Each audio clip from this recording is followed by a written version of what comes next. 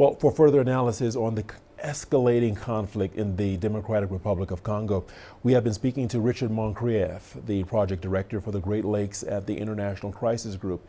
He spoke to us about the takeover of the city of Goma, the repercussions of the latest events, and the demands likely to be fronted by Rwanda and the DRC at the East African Community Emergency Summit.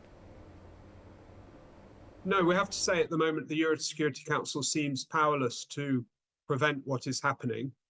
Its own force, the UN force MONUSCO, has not pushed back M23 rebels as they've entered Goma. Indeed, the UN force has been busy managing the surrender of some of the Congolese troops. So we don't see a strong resistance by the UN structures to the advance of the M23 and the push in by Rwandan troops in towards Goma. Well, there's many reasons to this. The first and most important reason is the weakness of the Congolese army, which is riven with divisions, corruption, and very, very poor coordination between its different components. The second point is that faced with this weakness of its army, Kinshasa has pulled in a large number of allies, including troops from Southern Africa, troops from Burundi, private military contractors, aka mercenaries, and of course it has a very large number of UN troops who are nominally fighting on the side of Kinshasa, or at least whose intention is to defend Congolese cities. None of this has worked because most of those forces are not prepared to do real fighting. They're not kitted out to fight in the hills of North Kivu, and they have very significant problems of coordination between each of them. What happens with the city of Goma?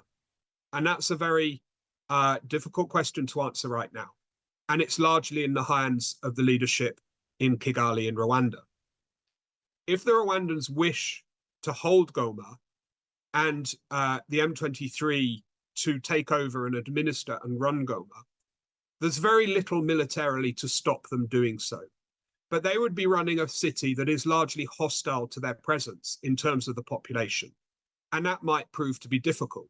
There might also be a wider political price to pay as Rwanda's allies start to up the tone against Kigali's actions. The lines of resistance that Kinshasa put in the way of Rwandan control of North Kivu have basically crumbled. And diplomats, African and Western, who are trying to mediate this crisis will need to take account of that and will need to come to some sort of arrangement which stops this escalation. The Rwandans will come back with the demand that Kinshasa talks directly to the M23. Rwanda has gained control of North Kivu on the ground. They will not give up on the ground, or not easily, not without a lot of pressure. They will not give up at what they've gained on the ground at the negotiating table. Therefore, for the Rwandan diplomats present at any future negotiations, and it remains to be seen whether the two presidents will be drawn to the same city to negotiate. But for the Rwandan diplomats present, they will seek a deal which confirms their control of North Kivu. And the dilemma for the diplomats and for the Congolese side will be how you frame a peace deal which takes account of that.